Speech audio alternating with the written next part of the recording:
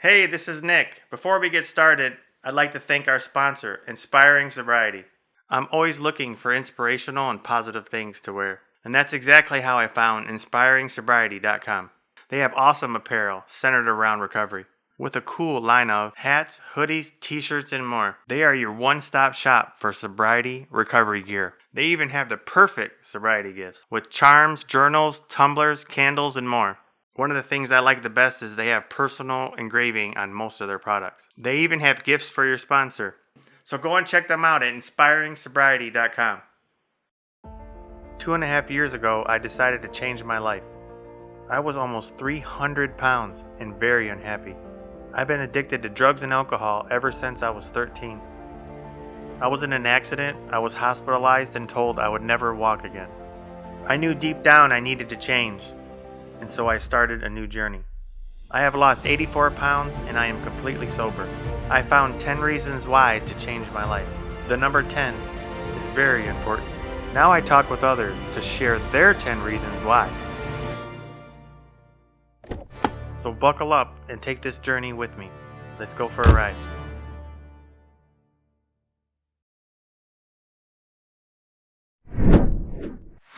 Brand new day. Welcome to 10 Reasons Why with Nick and Sneaky.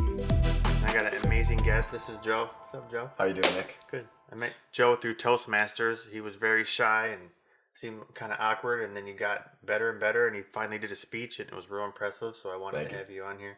Appreciate it. Do you mind telling us a little bit about yourself? Yeah. Before I was a weird and awkward adult, I was a weird and awkward homeschool kid. I definitely always had social anxiety, didn't see myself as a good speaker. And I had to give the best man speech at my brother's wedding back in October. So back in, I think, early July, I started Toastmasters to practice that. That was a big help for me there. And through that, meet cool people. I got an opportunity to be a guest appearance on this amazing podcast. So I'm excited about that. Thank you for having me, Nick. Yeah, you're welcome. And so I got 10 questions to start off with. Why do you think so many people are afraid to speak in public? That's that's kind of what I addressed in my icebreaker speech at Toastmasters, which is the first one you give, which is, glossophobia is the fear of public speaking. And it's the most common phobia out of anything. It's above the fear of death, fear of heights, even the fear of spiders. So it's serious. And I think it comes from just evolutionarily built into us, in a tribal setting. If you get rejected by the tribe, that's almost certain death. I think it's just innately we're afraid of attention and afraid of criticism because it feels like, in a primitive sense, social death is actual death. So it's kind of just ingrained into us to fear being criticized and ostracized by others. But it's a phobia because it's irrational. Nobody's going to kill me for being on a podcast. Even if I make a fool out of myself here, it is what it is, Who cares? Yeah, I'm glad you're here, man. Yeah, appreciate you coming out. Definitely, yeah. I appreciate you having me. So what did your personality gain from Toastmasters, and who do you think should try to join that? Well, yeah, personally, I gained the ability to speak with at least some level of confidence. It's a good workshop to get out of your comfort zone.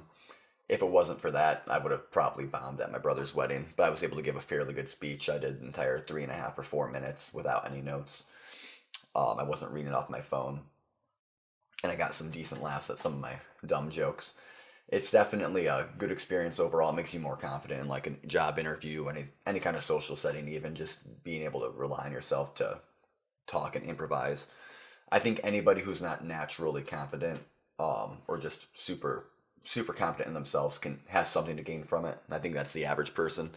I don't think there's many people who are just naturally gifted like that. I think everybody has different levels, and some more than others. But anybody who wants to improve and become a more eloquent speaker, more confident in themselves, they can definitely gain something from it.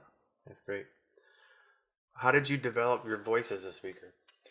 Actually, you got a really deep voice. I don't think you got to develop that. I'm losing my voice today, of all days. Yeah. How many days of my life have I been on a podcast? One, and of course, it's one of the days I'm losing my voice. Yeah. But I'm going to lean into that, try and go for the NPR, sophisticated whispering, talking. I think developing your voice, I don't really try to think about it, in that sense. To the extent I do have a way of speaking, and I'm sure I do. It's kind of like having an accent. You don't hear your own accent, so to me it just sounds like the way I talk. But I think I've listened to, like I said, I was a weird homeschooled kid. I listened to a lot of podcasts when I was growing up, and a lot of good speakers. talking about different stuff like politics or philosophy, but you just kind of naturally start to pick up certain mannerisms or certain phrases they use. And it just, I don't think you should try and force it. Just try and speak how it comes naturally to you. And over time, especially if you're listening to other people, you just develop a certain style.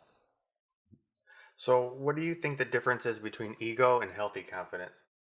I think it's sort of a false dichotomy. And I think there's this sort of Christian belief in the culture, even amongst secular people, is just so ingrained into us that pride is a sin and that ego is wrong and that you should basically be ashamed. But I think I think what we normally characterize as like having a bloated ego and being too prideful is actually a lack of ego and a lack of pride. I think if you actually have a sense of self, it builds confidence, which confidence breeds humility. Somebody who actually believes in themselves is totally fine admitting when they're wrong. And it's you're able to pivot. You're not held to an idea so tightly. I think that I think what we normally characterize somebody who brags all the time or can't admit they were wrong on a point, that person has a lack of ego. So I think it's important to try and develop that self-esteem, which breeds confidence and in turn breeds humility. So, how does learning how to speak clearly change someone's life? I think speaking clearly is basically a superpower in communication. I think in personal relationships, a lot of tension, arguments are often caused by two people talking past each other. So speaking clearly can help you in your personal life, or it can make you more persuasive. Whether you're in sales or trying to get a promotion at work, I think it can help you in your career as well. I think to speak clearly, though, you have to be able to think clearly, and I think that's where a lot of people really lack. If you ask people to explain anything in detail, I think a lot of people are generally kind of incoherent when it comes to having any sort of worldview. I think even it sounds kind of off topic, but just learning about the basic laws of logic or logical fallacies and seeing how to just kind of cut through the noise. I think from there, if you have a clear and coherent internal dialogue, you can communicate more consistently, concisely, and coherently outside. And I think over time, that definitely improves your life. Thank you. Mhm. So, have you ever doubted yourself as a speaker, and what did you do? Yes, all the time. Every time I go to speak at Toastmasters, anything like that, at a certain point, it's just kind of like taking a cold shower. You just got to jump in. But the big time was speaking at my brother's wedding. And I knew I was going to be in front of about 200 people, and that's something I'm just terrified of.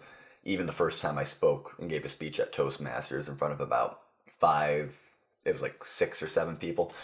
I was in front of I remember I was physically shaking. I could feel myself. My legs were, I felt like I could hear my voice trembling. Luckily, it turns out I don't think it was enough that anybody else could hear it, they said. But, and I was, like I said, I knew I was in an environment that's artificially designed to be as supportive to me as possible. And I'm still terrified. And this is in front of, like I said, less than 10 people. So by having those 3 months in Toastmasters and forcing myself to get out of my comfort zone, sort of like this is definitely very out of my comfort zone. And I know it's the same for you, which I'm glad you're having me here. But I think just practicing and just forcing yourself to do what you don't want to do Right. over time, you just get better and better at it. So, how do you feel? How do you deal with the criticism and the negative feedback? I think again having that self confidence, which breeds humility. I think as long as it's sort of like if somebody says something negative about you, if it's not true, then why does it matter? And if it is true, it's a good learning tool. So there's really no reason to get offended. Just learn to get past that self doubt and self hate. If you develop an actual strong ego, it helps prevent that spiral when you hear criticism. Just learn humility and learn to embrace that. That's the one good thing about Toastmasters is they teach us. They tell us the good, the bad, Yeah, the good, and the bad, and the ugly. yeah, the good, bad, the ugly. What role does authenticity play in a powerful communication? Yeah, I think authenticity is everything in powerful communication. I mean, how often do you listen to a politician speak and get really inspired? There's some of the most fake and scripted people, of course. I think basically it's not really a hot take. I think everybody kind of agrees with that. And to the extent you ever heard a politician who does inspire people, typically it's before they get elected, before you realize that they're completely inauthentic and don't do anything they say. So I think authenticity is everything, and it also comes with being able to be vulnerable. If you're putting on an act and just trying to hide your insecurities or hide anything real about yourself, I think that really strips away anything relatable, and therefore takes away all the power from anything you want to say. So being yourself and just being okay looking like an idiot, I think that definitely can help and inspires people too. Yeah. So, what would you tell your 18-year-old self? I would give a lot of insider trading tips. Buy Ethereum under $100, sell five. No, um, I think if I was going to give any advice, it would be plan more for your future, but worry less about it. I think, and that's what I'm trying to do now, have a more serious plan about my life and actually think, okay, the next 6 months, 12 months, 5 years, but also worry less about it. You have a lot more time than you think. And this is kind of a stereotypical one you hear a lot of people in self help talk about, but Colonel Sanders, when he started KFC, he was broke at 65, living off his Social Security check of $105 a month, living in his van. And of course, he went on to he turned his life around at 65. So whether you're 25 or 35 or 65, 75, it doesn't matter. You have time. If you're still breathing, you have a chance. So just do the right things today. All you are is what you do today. So the statute of limitations on your successes and failures is that of an instant. So just do the right thing today, and you're on the right track.